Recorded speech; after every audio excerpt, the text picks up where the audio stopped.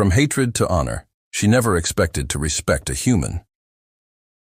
Cold Reception Commander Nyrel adjusted the ceremonial adornments on her uniform, her violet eyes narrowing at her reflection. 20 years of military service to the Corvan Empire had earned her command of the Imperial flagship, not babysitting duty for a human diplomat. "Commander," Sub-Lieutenant Dravik approached with a formal salute. "Ambassador Mercer's shuttle has docked. Shall I escort him to his quarters?" "No," Nyrel said, straightening her posture. "I'll handle this personally." Emperor Vordath was quite clear. This human is to be treated with appropriate protocol. The words felt bitter on her tongue. Appropriate protocol. As if humans deserved anything but contempt after what they'd done at the Battle of Eridan Prime. Her father had commanded the Corvan Defense Fleet that day. Only his ship returned. Helios Station hung in space like a gleaming silver wheel, neutral territory where the long-warring species had agreed to discuss peace. Nyrel found the notion laughable. Peace with humans? One might as well negotiate with a plasma storm. She strode through the station's curved corridors, passing representatives from a dozen different worlds. The Galactic Consortium had arranged this summit, pressuring both the Corvan Empire and the Earth Alliance to end their decades-long conflict before it destabilized the entire sector. At the docking bay, Nyrel waited, mandibles tight against her face in the Corvan expression of controlled displeasure. The airlock cycled open, and Ambassador Julian Mercer stepped through. He was taller than she expected, with broad shoulders and warm brown skin. His eyes, a deep amber, immediately found hers among the delegation. "Commander Nyrel, I presume?" His voice carried no hint of fear or disgust, only professional courtesy. "I'm honored to meet the hero of the Proxima campaign." Nyrel blinked, surprised he knew of her military record. "Ambassador Mercer, I've been assigned as your security detail during the summit." "Then I'm in capable hands." He smiled, extending his hand in the human custom of greeting. She stared at it, refusing to touch him. After an awkward moment, he withdrew it gracefully, his smile never faltering. "I understand," he said quietly. Old wounds heal slowly. Something in his tone, not condescension but genuine acknowledgement, caught her off guard. As they walked toward the diplomatic wing, Mercer asked thoughtful questions about Corvan customs and protocol. Not the fumbling inquiries of someone, fulfilling an obligation, but the precise queries of a mind genuinely seeking understanding. "You've studied our culture," Nyrel observed reluctantly. "For several years," he confirmed, "though I'm sure books and recordings are poor substitutes for direct experience." The opening ceremony began that evening in the Grand Atrium. Representatives from both delegations eyed each other warily across a sea of neutral parties. Nyrel stood behind Mercer, scanning for threats while he conversed easily with consortium officials. "Your human seems unusually versed in interspecies diplomacy," remarked Admiral Tenzik, approaching with a glass of fermented nectar. "He is not my human," Nyrel corrected sharply. "He is my assignment." Tenzik's mandibles flared in amusement. "Of course. Still, watch yourself, Commander. They say humans are masters of deception. This one seems particularly adept at appearing reasonable." Across the room, a Corvan diplomat made a cutting remark about Earth's military losses. Instead of responding with anger, Mercer acknowledged the pain on both sides with dignity. "See?" Tenzik whispered. "They've sent us their most charming specimen. All the more reason to guard your thoughts." Later, escorting Mercer to his quarters, Nyrel finally voiced her curiosity. "You handled Delegate Vorn's provocation with unusual restraint." Mercer paused at his doorway. "Commander, I didn't come here to trade insults. I came to end a war. Some would say that's naive. Others would call it necessary." His eyes held hers steadily. "My grandfather died at Eridan Prime, Commander. I have no illusions about the difficulties ahead." For the first time, Nyrel felt uncertainty. This human wasn't what she expected. Not brash or arrogant, but measured and thoughtful. Rest well. Ambassador, she said stiffly. Tomorrow's negotiations begin early. As she turned to leave, alarm klaxons suddenly blared throughout the station. Nirel's combat instincts surged. Security breach, announced the station's AI. Unauthorized. Access detected in Sector 7. Nirel drew her pulse weapon. Stay behind me, she ordered Mercer, all pretense of diplomatic courtesy forgotten. The lights flickered once, then plunged the corridor into darkness. Unexpected valor. The emergency lights bathed the corridor in a blood-red glow as Nirel positioned herself between Ambassador Mercer and the approaching danger. Her combat visor activated automatically, thermal sensors picking up multiple heat signatures moving rapidly toward their position. We need to reach the security bunker, she said, tersely. 2 levels down. There's a maintenance shaft at the end of this corridor, Mercer replied, surprisingly calm. It bypasses the main lifts. The attackers will likely control those already. Nirel gave him a suspicious glance. How do you know the station's layout so thoroughly? I memorize escape routes everywhere I go. A grim smile crossed his face. A habit from previous diplomatic postings that weren't exactly peaceful. Before she could respond, the distinctive whine of particle weapons echoed from around the corner. Nirel grabbed Mercer's arm and pulled him into an alcove just as energy bolts scorched the wall where they'd been standing. Those aren't standard weapons, Mercer observed, peering cautiously at their attackers. Modified Vex 7 disruptors. Illegal in 12 systems. Nirel fired several covering shots. You recognize weapons technology? I wasn't always a diplomat, he answered cryptically. They made their way toward the maintenance shaft, Nirel providing covering fire as they retreated. The station shuddered violently, and the artificial gravity fluctuated. They're targeting the station's core systems, Mercer said. This isn't just an assassination attempt. They're trying to destroy the entire summit. They reached the maintenance access, and Mercer quickly bypassed the security lock with practiced ease. Another suspicious skill for a supposedly soft diplomat, Nirel noted. The narrow shaft descended steeply, rungs embedded in the wall providing their only path downward. Go, Nirel ordered. I'll follow and cover our retreat. 3 figures in unmarked combat armor rounded the corner, weapons raised. Nirel recognized their movement patterns instantly. Scythe mercenaries, the most ruthless killers money could buy. She fired a sustained burst, forcing them to take cover, then began her descent. Halfway down the shaft, an explosion above sent debris raining down. A jagged piece of metal sliced across Nirel's shoulder, causing her to lose her grip. She fell, crashing into Mercer below, both of them tumbling the remaining distance to land in a heap at the bottom. Pain lanced through her leg. A compound fracture, her medical implant reported dispassionately. She wouldn't be running anywhere. Go, she hissed at Mercer, drawing her sidearm. Complete your mission, human. Reach your people.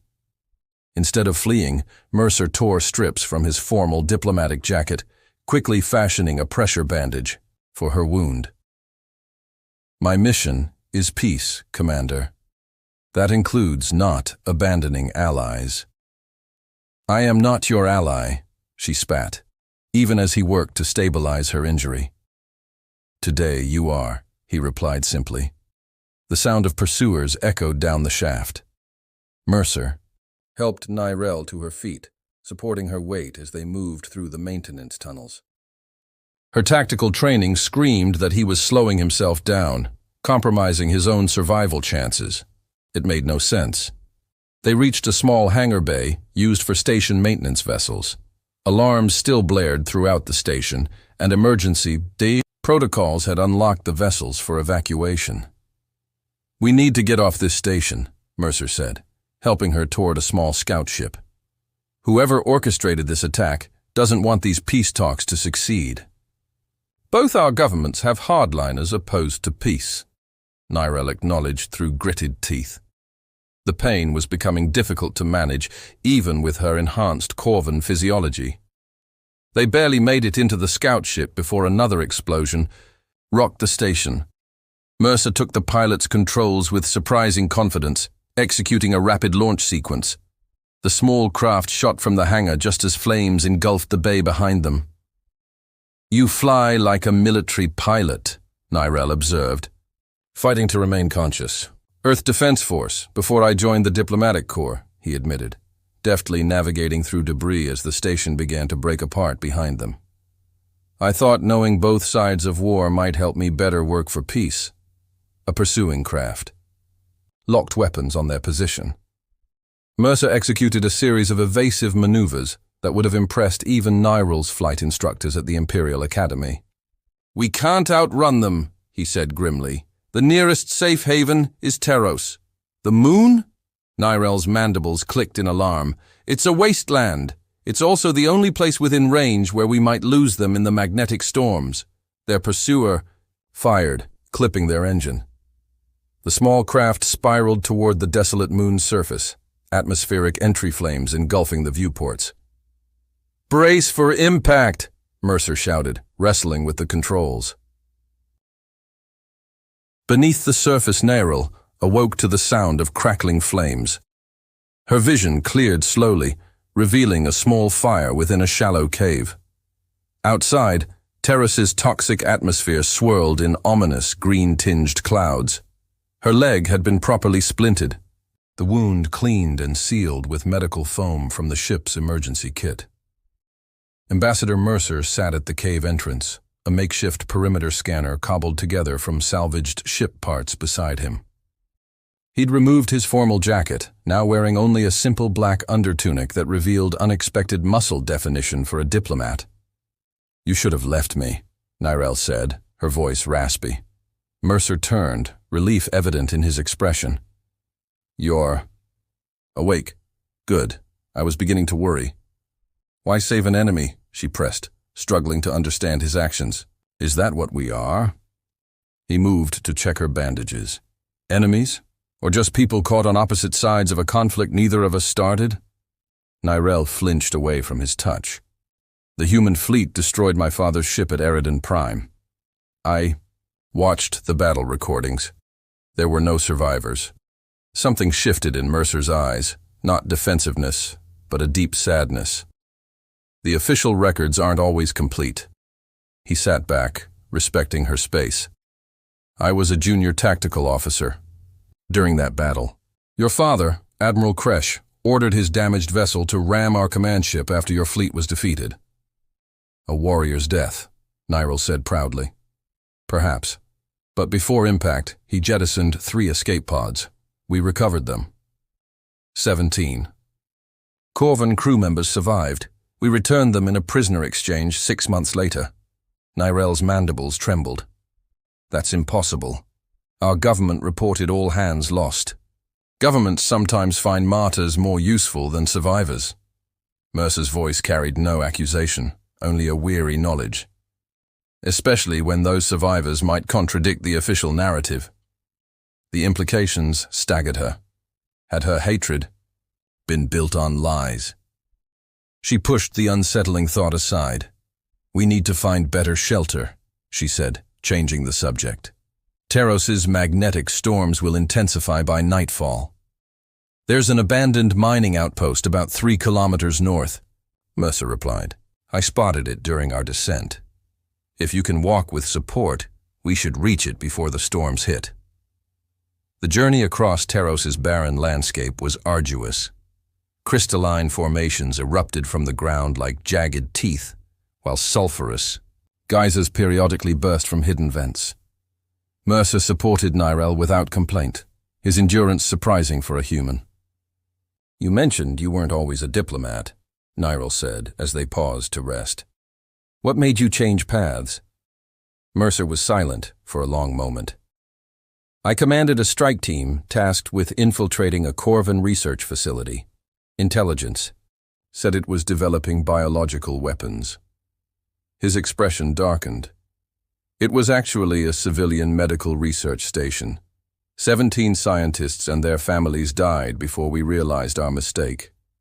The admission should have fueled her hatred, but instead, Nyrel found herself strangely moved by his honesty. "After that, I couldn't continue as a soldier," he continued. I requested transfer to diplomatic services, dedicated myself to preventing similar tragedies. He looked at her directly. Your people aren't the only ones fed propaganda, Commander. They reached the abandoned mining facility as the first lightning bolts of the magnetic storm slashed across the sky. The structure was dilapidated but intact, offering shelter from both the storm and any pursuers who might have tracked their crash. While Mercer secured the perimeter, Nyrel accessed the facility's ancient computer system. The communications. Array is damaged, but the emergency beacon might still function. If I can repair it, we could signal for extraction. By whom? Mercer asked. We don't know who orchestrated the attack. Your people might blame humans. Mine might blame Corvins. Then we're trapped here, Nyrel concluded grimly. Night fell, bringing howling winds that rattled the facility's metal skin.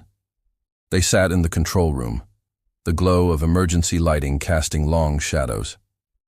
Tell me about your world, Mercer said unexpectedly. Not the military briefings or cultural analyses. Tell me what you love about it. The request caught Nyrel off guard. No human had ever expressed genuine interest in Corvan life. Hesitantly, she described the crystal forests of her homeworld, the coming-of-age ritual where young Corvans swam through bioluminescent seas to receive their adult names. In turn, Mercer spoke of Earth's diverse landscapes, of growing up near an ocean where he'd spent his childhood swimming and sailing. There was a passion in his voice when he described his home that resonated with Nyrel's own feelings. We're not so different, he said softly, as if reading her thoughts. Perhaps not in what we love, Nyrel conceded. But our peoples have spilled too much blood for forgiveness to come easily. Forgiveness isn't about forgetting the past, Mercer replied. It's about refusing to let it dictate the future. A proximity alarm interrupted their conversation. Mercer quickly moved to the window, using a broken mirror to peek outside without being seen. 3 figures in environmental suits, he reported, tensely. Not standard military, likely the same mercenaries from the station. Nyrel checked her weapon. How did they find us through the storm? Someone wants us dead very badly, Mercer said grimly. And I don't think it's because they fear we'll fail at making peace. Their eyes met in sudden understanding. They fear we might succeed, Nyrel whispered. The mercenaries advanced toward the mining facility, their environmental suits glowing faintly against Teros's dark landscape. Nyrel and Mercer retreated to the facility's lower level, a maze of abandoned processing chambers that offered multiple hiding places and escape routes. We're outnumbered and outgunned, Nyrel assessed, checking her weapon's charge. Barely. Enough for a few shots. And I'm still not at full combat capability. Mercer examined a facility schematic on a dusty control panel. There's a maintenance tunnel that leads to a secondary processing plant 2 kilometers east. If we can reach it, we might find a working communication system. A crash echoed from above as the mercenaries breached the main entrance. Nyrel's combat training took over, calculating odds and strategies. You know the schematic better. Lead. The way I'll cover our retreat, Mercer's eyes flashed with concern. Your injury will not prevent me from fighting, she interrupted firmly. Go. For a tense moment, they stared at each other, a silent battle of wills. Then Mercer nodded, understanding the warrior's code that guided her actions. They moved. Through the dimly lit corridors, Nyrel pausing occasionally to set improvised traps using mining equipment and chemical compounds. The first mercenary fell to a pressure-triggered explosion of mining gas. The second was temporarily blinded by a flash charge Mercer had rigged from power cells. But the third proved more cunning, tracking them through heat signatures despite their evasive maneuvers. Cornered in a storage chamber, Nyrel prepared for a final stand. Her injured leg throbbed with pain, but she steadied herself against a support beam, weapon raised. The mercenary entered cautiously, advanced tactical visor scanning the room. Before he could fire, Mercer dropped from a maintenance shaft above, tackling him with surprising force. They grappled fiercely, the mercenary's enhanced strength nearly overpowering the human. Nyrel fired her last charge, striking the mercenary's visor. The shot wasn't fatal, but it created the distraction Mercer needed. He grabbed a heavy wrench and delivered a decisive blow, rendering their attacker unconscious. "You fight well for a diplomat," Nyrel observed, breathing heavily. Mercer secured the mercenary's weapons and environmental suit. "Old habits." A ghost of a smile crossed his face. "Besides, I had proper motivation." "Survival is a powerful motivator," she agreed. "I wasn't talking about survival." His amber eyes held hers for a moment too long. They made their way to the maintenance tunnel, now better armed with the mercenaries' equipment. The passage was narrow, forcing them to walk single file through the claustrophobic space. Above them, Teros's magnetic storm had intensified, the facility's metal structure groaning under electromagnetic stress. "Why did you really become a diplomat?" Nyrel asked, breaking the tense silence. "The truth, Mercer." He was quiet for several steps. "After the research station incident, I was hospitalized for 3 months, not for physical injuries." His voice grew softer. "I couldn't reconcile what I'd been ordered to do with what I discovered was right. When I recovered, I swore I'd work to end the conditions that put soldiers in those impossible situations. You seek redemption. I seek a better way." He turned to face her in the narrow tunnel. For all of us, they emerged into the secondary facility, a smaller operation long abandoned. The communication array was intact, but offline. While Mercer worked to restore power, Nyrel searched for supplies. In what once had been a recreational area, she found an observation dome, its reinforced glass offering a stunning view of Terrace's chaotic sky. Brilliant auroras danced across the horizon, the result of the moon's unusual magnetic field interacting with solar radiation. Mercer found her there later, staring at the celestial display. "Communications are back online," he reported, "but the storm is blocking transmissions. We'll have to wait until it passes." Nyrel nodded, not taking her eyes from the spectacle above. "We have a similar phenomenon on Corva, the lights of ascension we call them. My father took me to see them before every major campaign. A reminder, he said, that beauty exists even in the most hostile environments." Mercer stood beside her, their shoulders nearly touching. "It seems your father and I might have found some common ground after all." "Perhaps," she conceded, suddenly aware of his proximity. "Or perhaps you would have killed each other on sight as our training demands." "Is that what your training demands now?" His voice was soft. Nyrel turned to him, studying his face in the aurora's shifting light. "My training tells me you are the enemy, but my experience—" She hesitated. "My experience of the past 2 days contradicts everything I've been taught about humans." "And what have you been taught, Commander Nyrel?" He stepped closer. "That humans are deceitful, weak, that they lack honor and courage." Her voice grew uncertain. "That they cannot be trusted." "And what does your experience tell you now?" The space between them seemed charged with more than just the moon's electromagnetic field.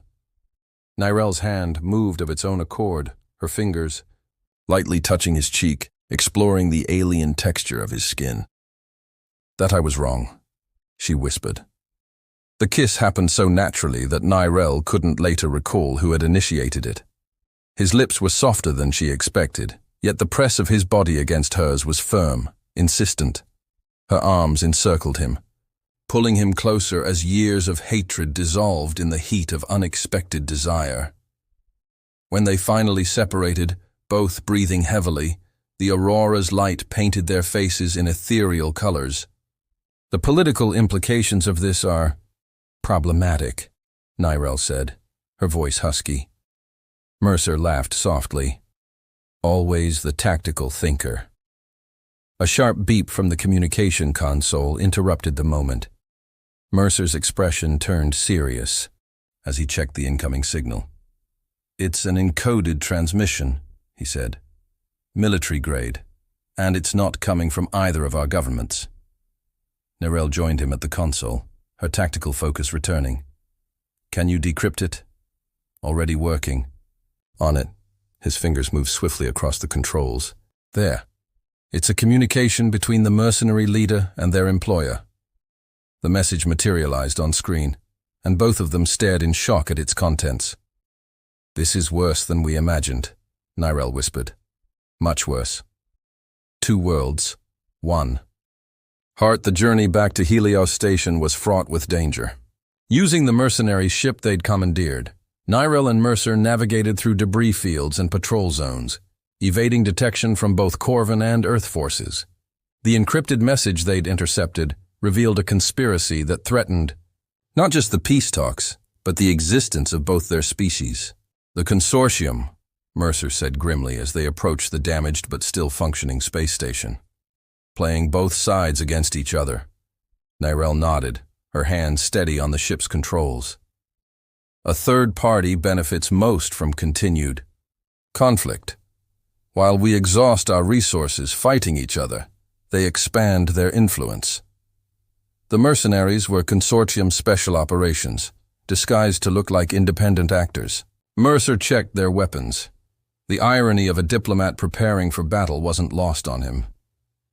The evidence we have will expose their entire operation. The station came into view, its elegant ring structure now scarred by explosions and emergency repairs.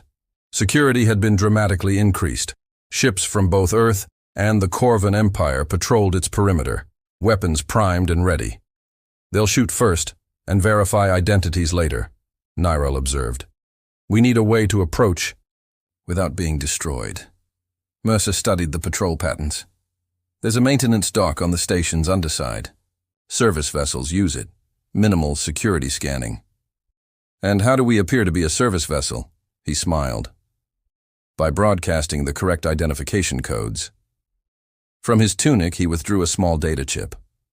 Sometimes being a diplomat means having access to things you shouldn't. They approached cautiously, transmitting the maintenance codes. Tension filled the small cockpit as they waited for either clearance or obliteration. Finally, the docking bay doors opened, allowing them entry. Now comes the difficult part, Nirel said as they secured the ship, convincing both our delegations of the truth. We have the evidence, Mercer replied, securing the data core containing the intercepted transmission. But we'll need to reach the summit chamber without being captured or killed first. They moved through service corridors, avoiding the main thoroughfares where security would be heaviest. According to the station's emergency protocols, both delegations would have been moved to secure conference rooms to continue negotiations despite the attack. There's something I need to say, Mercer said as they paused at a junction. In case we don't survive this. Nirel's violet eyes met his. We will survive, Julian. It was the first time she'd used his given name. The sound of it in her distinctive Corvan accent made his heart race. Nevertheless, he continued, taking her hand, what happened between us on Teros, it wasn't circumstantial for me. It wasn't just survival or proximity or adrenaline. For me neither, she admitted softly. But our worlds need what we've found, he interrupted. Understanding. Trust. The ability to see beyond differences. His fingers intertwined with hers. I'm not ready to give that up. Not for politics, not for duty, not for anything. A security alert blared suddenly through the station. On nearby monitors, they saw their images displayed as armed and dangerous fugitives. Someone knows we've returned, Nirel said. They quickened their pace, eventually reaching a service entrance to the main conference level. Through the door, they could hear raised voices. The negotiations were deteriorating rapidly. The attack proves humans cannot be trusted, a Corvan voice proclaimed. Your empire has opposed peace from the beginning, came the human retort. Nirel and Mercer exchanged a glance. Ready? He asked. She nodded. Together, they burst into the conference room, weapons raised defensively rather than offensively. Security personnel from both delegations immediately surrounded them, weapons drawn, Stand down, Mercer commanded with unexpected authority. We have evidence that neither the Corvan Empire nor Earth orchestrated the attack on this station. Ambassador Mercer, Earth's chief diplomat, Chancellor I. Westfield stepped forward in shock. You were reported dead. Commander Nyrel, Imperial Envoy Thaxik's mandibles clicked in surprise. Explain your presence with this human. The attack was engineered by elements within the Galactic Consortium, Nyrel declared. We have proof. From the back of the room, Consortium Representative Dorovan rose smoothly. These are serious accusations. Perhaps your ordeal has affected your judgment. Our judgment is clear, Mercer countered, connecting the data core to the room's main display. As is this evidence. The intercepted transmission played for all to see. Consortium officials discussing their final solution to the Corvan human problem. Their plan: engineer a war that would devastate both species, allowing consortium interests to claim resource-rich territories afterward. Dorovan's hand moved toward a concealed weapon. Nyrel spotted the movement first, pushing Mercer aside as she fired. Her shot struck Dorovan's arm, causing his own weapon to discharge harmlessly into the ceiling. The commander's actions speak volumes, Mercer said into the stunned silence that followed.